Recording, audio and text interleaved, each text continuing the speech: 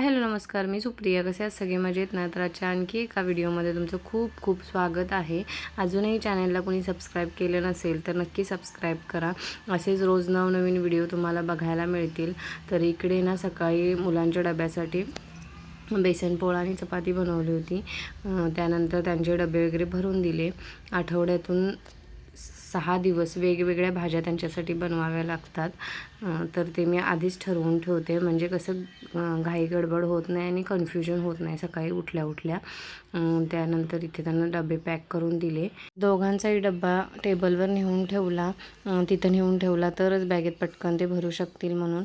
तर त्याच्यानंतर स्वराजची बॉटल पण भरून दिली. मी तर स्वतः बॉटल भरून घेते. तर ते दोघं शाळेत निघून गेल्यानंतर मग ह्यांच्यासाठी मी हिरवी मिरची टाकून भेंडी आणि चपाती बनवली. बॅग लय भारी, छोटी मस्त तेवढीच.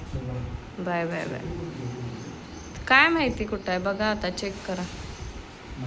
बाहेर बाहेर बघा.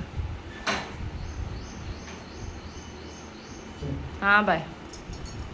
मस्त अशी कोशिंबीर बनवण्यासाठी मी इथं गाजर किसून घेतलं आहे, परत आपलं बीट किसून घेतलं आहे आणि काकडी किसून घेतली. आता हे असंच ठेवून देते आणि मुलं आल्यानंतर मग ह्याच्यात दही आणि थोडंसं मीठ टाकून छान असं मिक्स करून मग जेवणासोबत मी घेणार आहे. तर मी अशा पद्धतीने करते, कारण बीटाचे तुकडे खायला मुलं कंटाळा करतात. किस केला की पटकन खातात. आणि गाजर तर स्वराज खातो, त्यात काय नाही वाद, पण बीट खायचं म्हटलं की त्यांच्या जीवावर येतं. त्याच्यामुळे मी अशा पद्धतीनं कोशिंबीर करते. ते थोड्या वेळानं तुम्हाला दाखवेनच.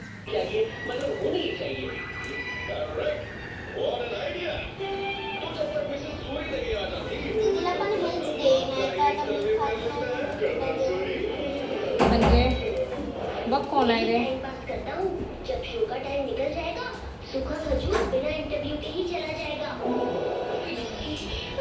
कोण आहे? अहो नाही, हे बघा गडबड. हा ठेवा. ठीक आहे पिल्या. ते ताटामध्ये असं साईडला ठेवून दे, काय साल त्याची. ओके. स्वराजना शाळेतून आल्याना पहिले हातपाय धुतो आणि मग कार्टून बघत बसतो. आता तुम्हाला व्हिडिओमध्ये थोडासा बॅकग्राऊंडला आवाज आलाच असेल, तो थोडा इग्नोर करा. आणि इथे स्वराजला डाळिंब खायचं होतं आणि मितूला ड्रॅगन फ्रूट खायचं होतं. ते इथं सोलून द्यायचं काम चालू आहे. सकाळी त्यांना डबा देते, त्याच्यामुळे त्यांना फारशी भूक नसते. आल्यानंतर 9:30चा त्यांचा ब्रेक असतो, तेव्हा ते डबा खातात. आणि घरी आल्यानंतर मग त्यांना मी असे फळं कापून दिली, ती पटकन त्याने खाऊन घेतली. छान असं ड्रॅगन फ्रूट होतं आणि चवीला पण तितकंच छान होतं. 150ला फक्त 4 मिळाले. आत्ता सध्या बहुतेक महाग आहेत ते. तर ह्यांना म्हटलं ठीक आहे 150ला तर असू दे. मी सुद्धा थोडंसं खाऊन बघितलं तर चवीला छान होतं. परवा आम्ही सवत्सड्यावरून येताना ना हे घेऊन आले होते, ड्रॅगन फ्रूट आणि डाळिंब. तर थोडी फळं पण मुलांना खायला दिली पाहिजेत, तरच त्यांच्या अंगामध्ये एनर्जी राहील आणि फळामध्ये जी काही पोषक तत्त्वं असतात तीसुद्धा त्यांच्या शरीराला मिळतील. तर अशा पद्धतीनं आम्ही आधीमध्ये फळं देत असतो मुलांना. मगाशी मी बोलल्याप्रमाणे मुलं शाळेतून आल्यानंतर मी कोशिंबीर बनवणार होते. तर आता ती मिक्स करून घेते आणि मी तू बोलते की ती फोडणीची कोशिंबीर कर. खरं मला फोडणीची कोशिंबीर आवडत नाही, सिंपल साधी दह्यातली आवडते. तर आता तिच्या पद्धतीने करते मी. कढीपत्ता पण दाखवलं.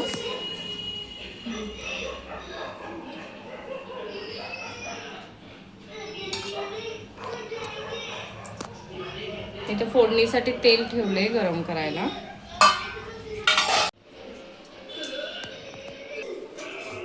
त्याच्यामध्ये आधी दही टाकून घेऊया. तुम्हाला जेवढं आवडेल तेवढं दही टाका. छान असं मिक्स करून घ्या.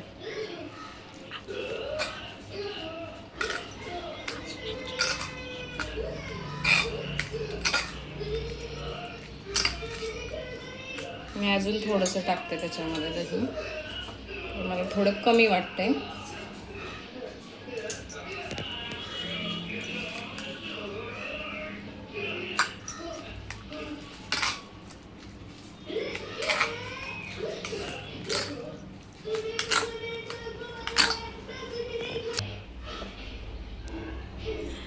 चवीनुसार थोडंसं मीठ टाकायचं आणि पुन्हा एकदा मिक्स करून घ्यायचं. शेंगदाण्याचं कूट टाकू काय ग? हा टाक. 1 चम्मच बस. थोडंसं शेंगदाण्याचं कूट पण ॲड करतात. खरं तर ते जाडं भरडं असायला हवं. माझ्याकडे जाडं भरडं नसतं, कूट असतो बारीक मम्मा एकदम. अजून थोडंसं टाक ना. नको बस झालं ते. मग शेंगदाण्याचाच फ्लेवर सगळा येईल त्याच्यात. आता याला आपण फोडणी देऊया.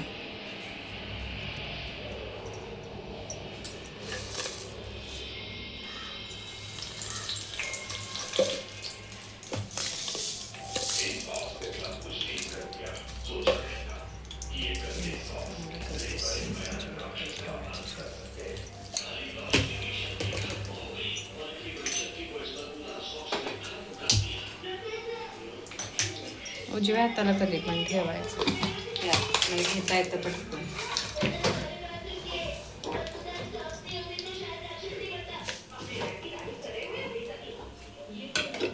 एकत्रच व्हिडिओ बनवते.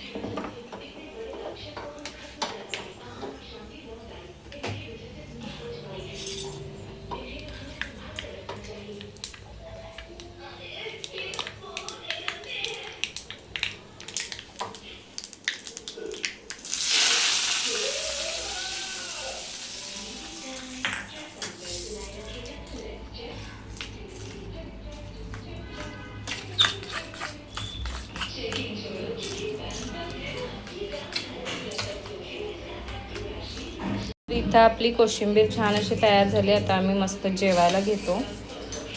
मम्मा आज काय काय आहे जेवणात? आज ना मस्त अशी डाळ आहे, तोंडी लावायला लोणचं आहे, परत तोंडी लावायला आपली कोशिंबीर जी आता आपण बनवली मगाशी ते, आणि भेंडी आहे मिरचीतली, आणि वांगा आणि पावट्याची भाजी, आणि भात सुद्धा आहे, आणि चपाती राहिली सांगायची. चपाती पण आहे आपल्याकडे.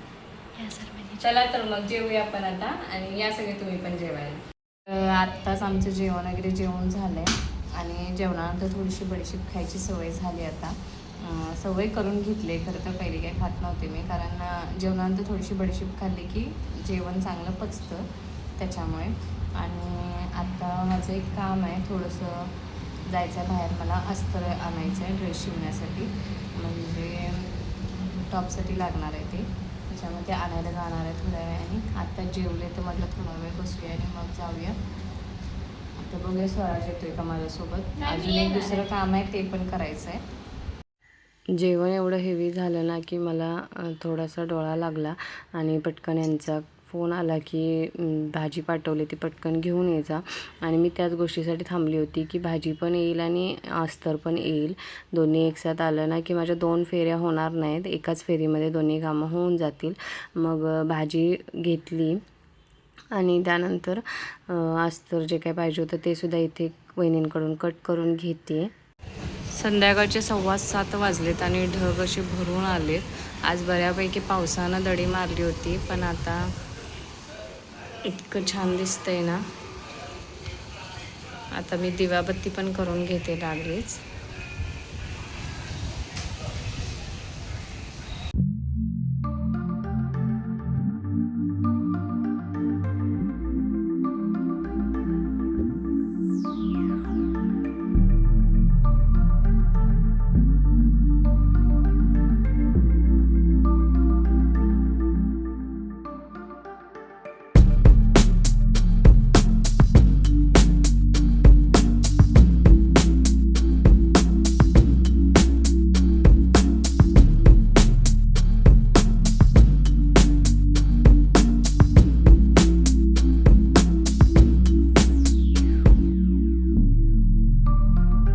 दिवाबत्ती करून झाल्यानंतर ना एक अगरबत्ती पूर्ण घरामध्ये फिरवून पुन्हा उंबऱ्याला आणि चौकटीला ओवाळून ती दरवाजात लावली जाते, आणि त्यानंतर तुळशीसुद्धा एक लावली जाते.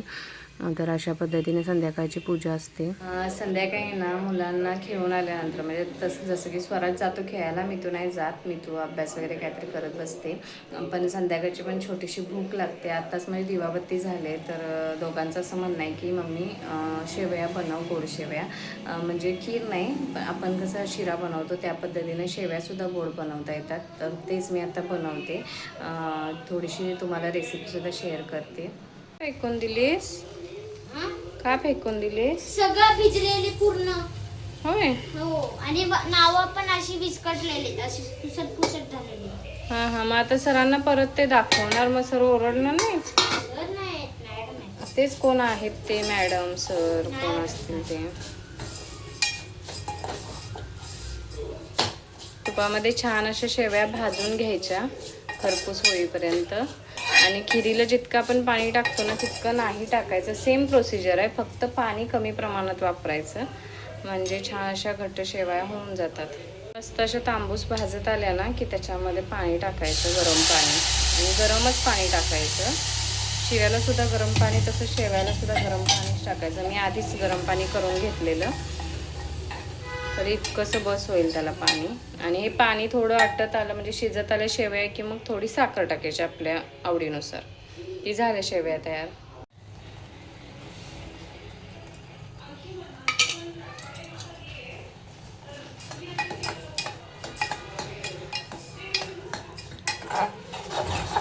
आता हे साखर टाकल्यानंतर छान मिक्स करून घ्यायचं.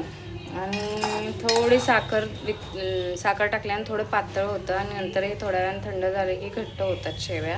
तर अशा पद्धतीनं आपल्या शेवया तयार आहेत. वेलची पावडर संपले त्याच्यामुळे वेलची टाकलेली नाही आहे मी. तुम्ही वेलची टाका नक्की. आणि अशा पद्धतीने झालं.